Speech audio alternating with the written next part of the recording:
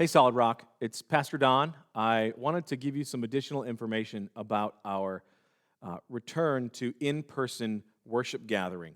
Hopefully, by now, you've gotten the letter that we sent out and the 5-phase plan to return. Hopefully, you've read through that and noted the progression and the differences between the phases.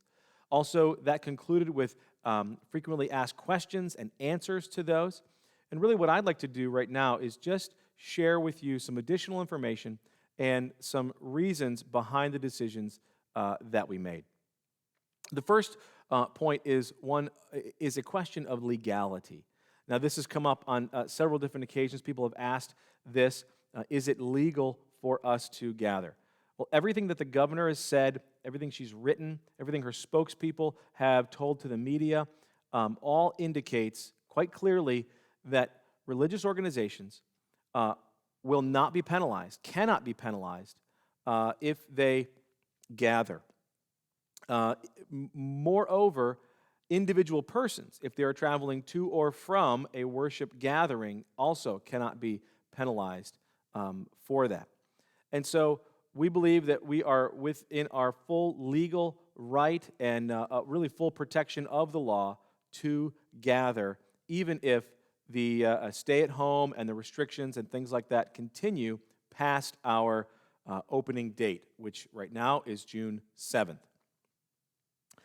Now, the second question that kind of goes along with that is, okay, so it's legal, but should we do it? What does it communicate to our community? What about the safety of our community and all the other factors that go into that? Well, you know what? Honestly, we considered that, and that's exactly what we have been doing for the past 8 or 9 weeks. But inasmuch as certain things are deemed essential, okay, whether it's grocery stores, whether it's the automotive industry, whether it's other types of establishments, we strongly believe that gathering together to worship God is essential.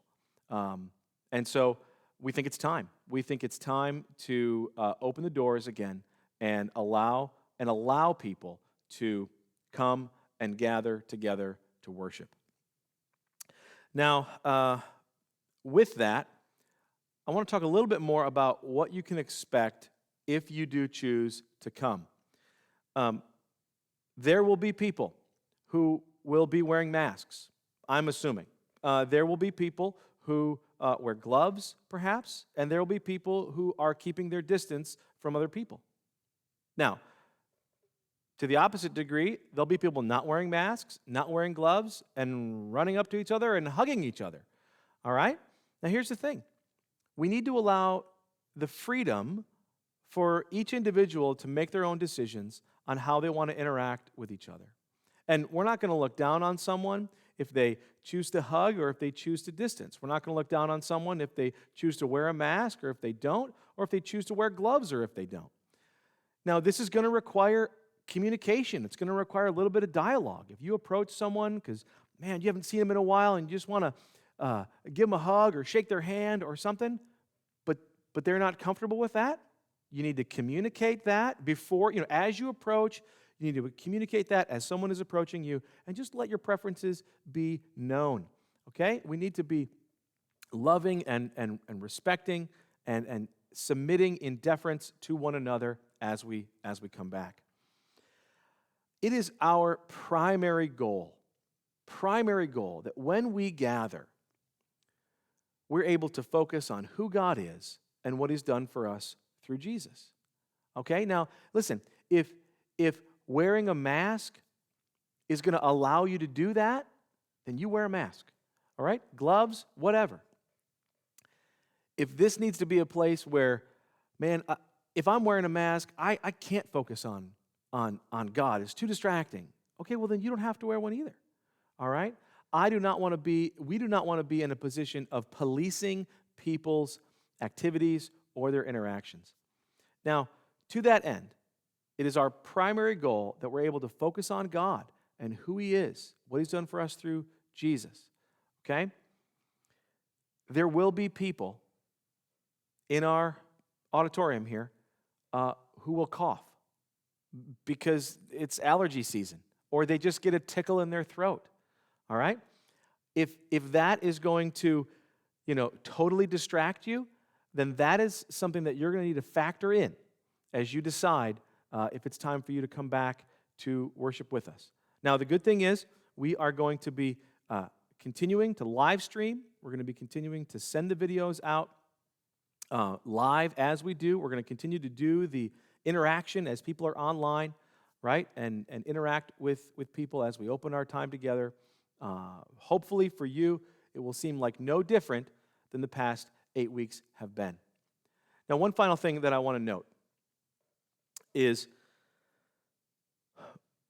whether you attend with us or whether you stay home for a while is not the determiner of the condition of your heart, okay? For example, take two people. One person comes and they attend with us, but maybe in wisdom they shouldn't. Maybe in wisdom they should stay home. Maybe because their own personal health or their age or their exposure in the workplace for the sake of others says in wisdom maybe they should hold off. For them to come is actually reckless. It's not walking in wisdom. All right? Now, for someone else, they might stay home, but not out of wisdom, out of fear. And that's not a good thing either. So we want to, so my point is that whether you attend or whether you stay at home during this time of transition is not the ultimate determiner of the condition of your heart. Okay? It's up to you to determine, am I fearing the Lord, which is the beginning of wisdom, first and foremost? Am I walking in His wisdom? Or am I walking in fear? Or am I walking in recklessness? Anything like that. I don't want you to think that just because the doors are now open, you have to attend. It really might not be safe for you, and I don't want to pressure you into doing something reckless. But at the same time, I don't want you to give in to fear as well. And only you can make that decision. And if you want some help with kind of working through some of those things, please know that we are available to talk with you and really open God's Word with you and help you to make the best decision for you.